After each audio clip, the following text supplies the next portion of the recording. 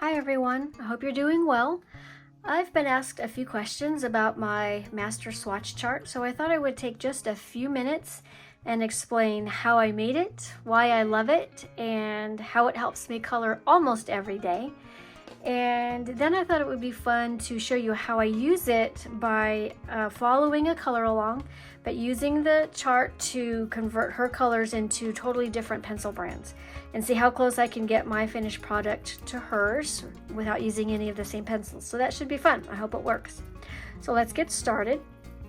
I made my first swatch chart, my master swatch chart, in 2018 when I was lucky enough to get full sets of each polychromos and Prismacolor pencils, and I wanted to be able to see all the colors all at once, because some of them are the same as each other and some of them were different, and I couldn't remember which one had the specific pink in it, or something, like that. So I started by coloring all of the polychromos in little squares or rectangles, and then cutting them out like I'm going to show you how I did it. So little squares like these, and then I would. This isn't polychromos. This isn't going to be a real sample, but I'm just going to show you. These are the ones I just grabbed. So then I laid them all out in the order that the polychromos pencil case came in, because between the two polychromos and Prismacolor, I like the polychromos order better.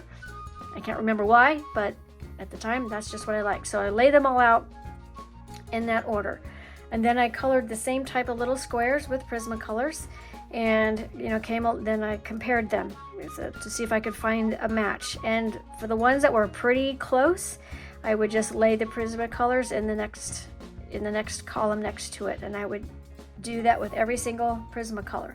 If I came along with one that just didn't match anywhere, I would make its own space. And depending on where it was, let's pretend that these two are the same color family. But this one's a little darker, so I would move that up and make it so it was near it, but it was below it since it was darker. But ones like this that were similar, they would go straight across. So I did that with all 150 Prismacolors and 120 polychromos.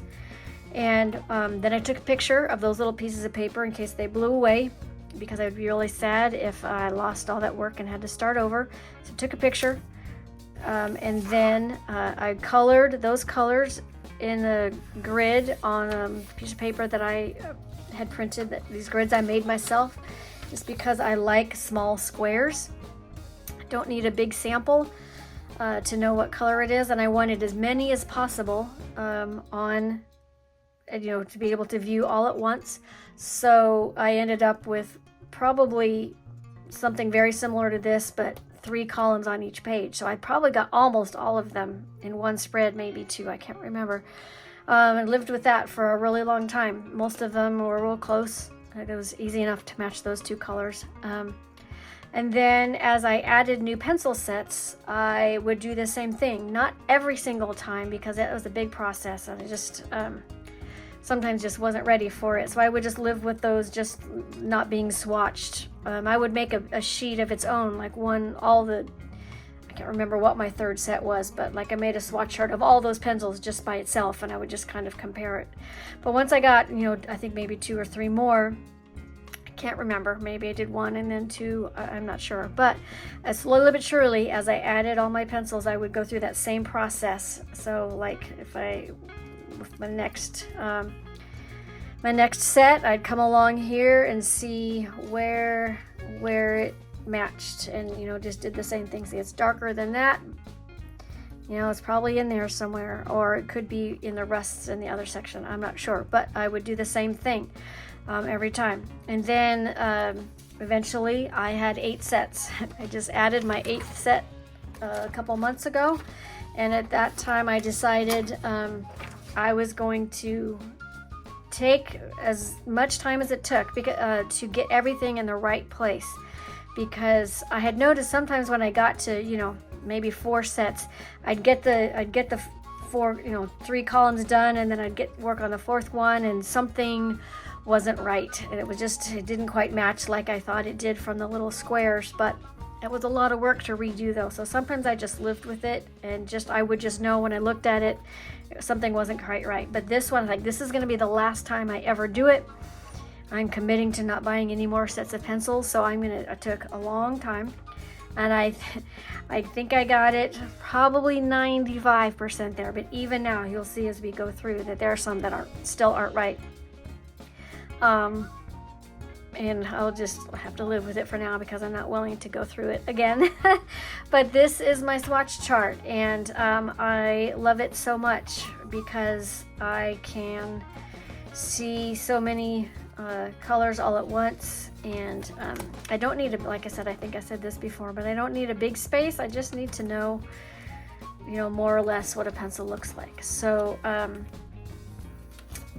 yeah, so this is how it is at the moment. And I think I know a lot of people don't use swatch charts, and that's totally fine, but I love them for a variety of reasons. Sometimes I need just the right color, and I might know that I have a light purpley blue, but I can't remember what set it's in. So instead of having to go through all my sets and scribble them out, I know I could just go to this section and say, okay, periwinkle is kind of it, but it's a little dark. Is there a lighter one up in here that, it's very similar. It's a little bit lighter. It's darker than the blue slate, so I'm going to use this one. That happens a lot. And usually I don't mind mixing brands. There are some that are different enough that I wouldn't probably mix Erositins and Prismacolors because they behave so differently, but sometimes it really doesn't matter, and I just want a very specific color. So that is one that saves me a lot of time. And then the other time that I use it a lot is when I'm, for instance, following a color along, and I have chosen for whatever reason to use a different brand of pencil. So then if they say use Polychromos 143, but I'm using my Castles, I know I'm going to use Cobalt Blue. I don't have to go through and swatch to find out which of those blues is the right one. And sometimes, even if I'm not following a whole color along, I know that there are some tutorials that have like just an element, like I want a log. And I know Chris Chang has this beautiful log that I love in one of her older tutorials that's just got a really nice mix of things. But maybe for this page that I'm using, I don't want to use, or the page that I'm coloring, I don't want to use Prismacolors. So I can go follow her tutorial for just that one section, but convert the Prismacolors to Black Widows maybe. Or if she's got chocolate and I'm using Black Widows, I'm probably going to use this color because it's the closest. And if she's got a light umber, though, there's not really a Black Widow that works, so I either would have to use Polychromos or find something else that's similar. But this way I can just at a glance say, gosh, there's not a lot of other colors that have a similar color, so I might even have to go over to Brown Fog is quite a bit lighter, but maybe I could combine that with something else to make that color, so it just helps me see at a glance those colors that will work with other colors. And like, for instance, if I'm doing a flesh tone and I found a scheme that I like, but it's a Polychromos and I don't want to use Polychromos pencils, well, I could use Black Widows, or I could use things. And this is an example of, in my chart, I don't know how well it's showing. I think you can see it, but like this color is not in the right space. It's too pink for here. But the problem is, I remember this one when I was making this chart. It's too pink for here, but it's too beige for the pinks. So I had a hard time placing some colors. And some of these, they're not exactly right, but they're as darn close as we can get. Like some of these, like these three are pretty close to each other. The muted turquoise isn't quite right, but there's no other colors in any of these that is the same as that muted turquoise. So I just live with that, knowing it's similar, but that's as close as I'm going to get. If I'm tied to using one brand or the other, I know I won't have an exact match. So I think I'm going to have to do one more pass after I live with this for a while to figure out which ones I can live with and which ones absolutely have to go. I think this one will have to go, but I think there's a lot of greens, like these greens, and there's still some. I moved quite a bit of these around last time, but these greens aren't quite right. And then this little one right here, I don't know how he ended up here, but he doesn't go with any of those. So he needs to come over here, or maybe up here, and all these need to move around. Something needs to happen up in here. And some of these aren't quite right either. So, but some of them are pretty darn close. And these, like, those might have to stay because they're pretty close, but maybe move down one. I don't know. So, but I'm going to live with this for quite a while and see what I can live with and see what absolutely has to go. But I would be lost, and I would spend so much more time. I mean, I know it takes a lot of time to do a swatch chart like this, but I look at it as a coloring project in its own right. Instead of spending a week or two on a page, I spent more than a week or two because I spread it out over Christmas time, and that was a mistake. But but I just looked at it as one big coloring page. Several big coloring pages, and if I look at it that way, it was an investment of time at the moment, but it will last me for years. Yeah, see, I can look and say I want I want an aqua color scheme. I'm using mostly Prismacolors, and I need something lighter than this. Well, I have a few choices in here, so that helps me know right which ones to use. And it also informs me too, like which brands tend to have more pinks, for example, or which ones have more yellows. Like when you get down into these pinks, like Prismacolor does not have a lot of these kind of pinks, but these have a lot. Black Widows and Castles have a ton of pinks, so that's good to know. And then when you get over here though, like Polychromos has no super light pinks. I think maybe the third set I got was the Erogitans because I really, really wanted a light lavender, and my first two sets had nothing. So I think I got the Erogitans next because these were the perfect light lavender. Even though those pencils don't behave like these, it was kind of a trick to incorporate them, but those light lavenders were crucial in a lot of my coloring. Since then, I've added a few more sets that have a few more options that behave a little bit more like that blend a little bit better. But those are the main reasons why I love my swatch charts, because it just helps me know what I have and go faster. So, and it tells me, like I said, if I have a page that I know I want to have a certain feel, like lots of pinks, I could look at this and say Black Widows have all the pinks. Or if I want more earthy brown, orange, ochre kind of ones, then well, Black Widows have a lot of those too, but Luminids have a ton of those colors. See, like up in here, just lots of different browns that some of the others don't have. And then if I want neon colors, it's Crayola and Erogitan, because the others only have a few, but they have a lot. So those are the main reasons why I love having swatch charts. And I will always use a swatch chart. So I think now it's time to start using this swatch chart. So let's get started. Okay, the color along that I decided to try to duplicate is this one by Shell's Coloring Journey. And if you don't already follow her, you absolutely should. Her videos are inspiring, her pages are amazing, and she has a lovely voice. I love to listen to her talk. So give her a follow, both here on YouTube and on Instagram. You won't be disappointed. But she has graciously given me permission to use a screenshot of her finished page so that I can show you the difference. And most of the matches, most of the conversions were pretty straightforward, so I'm not going to show them all to you, but just a few of them so I can show you how my chart worked for me here, because there were some decisions I had to make and the chart made it very easy. So full disclosure though, when I originally went to film this video, my intention was to do a full color along and show you every choice in sections. And when I got done filming and started editing, I realized that was going to make a very long video, and since she had already done a wonderful color along, I felt like I didn't need to duplicate that, so I've edited it way down and consolidated it here for you, and I'm just going to show you some of the matches. But just so you know, a couple of the sections coming up were from my original filming, so the sound is a little different, and I apologize for that, but I'm learning lots of new things on this YouTube creator journey, so I hope you'll bear with me, and yeah, let's get to it.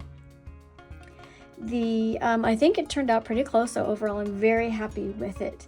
So let me just show you a couple of the conversions. The stamp border was pretty straightforward on most of them. You can see, let me get rid of that glare. Her colors were this polychrome, well, Faber-Castell Albrecht Dürer 178 Nougat, and the only real match is this Prismacolor Light Umber 941, so that one was an easy choice. And then the next color was this 189 Cinnamon, and there was lots of choices, but I felt like the very closest one was this Arteza 113 Burnt Ochre. Normally I like to try to keep brands together in one little section, but I felt like this one was just a little too dark, so this one was the closest. And then the last color for the border was this was Ivory 103, and as luck would have it, neither the Prismacolor or the Arteza had a great match. The Prismacolor was a little too yellow and the Arteza was way too yellow, so I chose the Castle Naples Yellow Light because it was the closest to the original color. And these pencils, the Erosion and the Luminance, they were also very close, but the nature of their pencils I didn't think would work as well, because the Erosions were very hard and the Luminance are more chalky, for want of a better word, but the color would have worked. So those are the three colors for the stamp border. And then the hardware on the brown purse was a little tricky too. So at first it seemed like it was going to be easy, because one of the first pencil that she used was exactly the same as the fabric in the purse itself. So I thought, oh, it'll be easy, but the other colors, it was really hard to match any of the others. And so I ended up switching to Erosions for that section, and even there it was a little tricky, but they ended up working well. They are harder, so the point stayed smaller, and the hardware sections were smaller anyway, so in the end I think it worked fine. But the first color, the walnut, I used sepia because it's pretty close. It's a little darker, so I just decided I would color with a little bit lighter pressure and not as hard as I normally would, and that actually worked out really, really well. The next color was the raw umber, which is over here, and Erosion has a very close match, but there's a hair more green in the raw umber of her original. So what I decided to do, and there wasn't anything any closer in that color, so what I decided to do was just take a little bit of this sallow at the very, very end and do just a super light layer, just to give it a little tinge, because like, I don't know if you can see it well enough on camera, but these were very close, but there's just a little bit of green. So and that ended up, I think, working well, just to give a little bit of a tinge of green. And then the last match that last color that she had that I needed was this 184 Dark Naples Ochre, and Erosion really didn't have any yellow that worked well, so what I decided to do again was just take this bamboo, which is the closest that it has, and just do it very lightly, and that seemed to work really well also. Okay, the next section that she does is the pink flowers around the edge, and because I want to try to use as many different of my brands of pencils as possible, I'm going to switch it up and change brands now. And for these flowers, she uses 4 different colors, of which I have 3 very close matches in the Castle set. So I'm going to use those close matches and then find the closest one. So she uses 119 Light Magenta, 125 Middle Purple Pink, 134 Crimson, and 133 Magenta. So for the Crimson, we're going to use the 88 Cobalt Purple in Castle. For the Middle Purple Pink, we're going to use the 30 purple light, and for the 133 magenta, we're going to use the 27 Indian red light. And this magenta is the only one that I don't have an exact match for, but the closest one that I felt like I had is this 84 Bengal Rose, because it's a bluey pink, not a peachy pink, which happens down here. So those are the 4 colors we're going to use for the flowers. Okay, the next to be colored is the bag on the left, and the colors are a little tricky, so let's walk through it. The first color she uses is 193 Burnt Carmine, and I have it paired up with Prismacolor, which is the brand I'm going to use on this bag. And it's close. It's as close as we're going to get, pretty much, but it's a little darker. I think it will work though, because the next color that she uses is this 124 Rose Carmine, and I don't have a great Prismacolor to match up with it. The next closest one is this 929 Pink, and the pink is pinker. This has a little bit more red in it, but I'm hoping, since the first color is a little darker, that blending those two together will approximate the combo in an okay manner. Then the third color is 132 Flesh, which we are going to use straight across this 939 Peach. It's a pretty close match. The last color then is right here. She uses the 263 Caput Mortuum Violet. And again, I don't have a great match, so it's going to be another experiment. We're going to try to use the 1095 Black Raspberry in a Prismacolor, and if I bend this to get those close together, those actually are pretty close. They're close enough that I'm considering maybe moving this over here the next time I do this chart. Well, there you have it. That is why I love my chart, why I will always have a chart and use it more days than not. I hope it inspired you a little bit to maybe make your own or experiment with at least one and see if it helps. It might not, because not everybody likes one, but I love it. If you, like I said, if you haven't already followed Shell's coloring journey, make sure you do that before you forget. And if you want to see this finished page again, I'm going to link my completed pages playlist here at the end, because it'll make an appearance on my colored pages for July video, and I will tell you a little bit more about how it pushed me outside of my comfort zone and made me consider doing some new things in future pages, which it was a lot of fun to do that. So thank you to Shelly for the inspiration and the permission to use her image, and I hope you all have a great day. Check out the playlist up here. This page will be on it, or the July playlist will be on it at the end of July, but not until then. But the others are there. The earlier ones. Thanks everyone. See you later.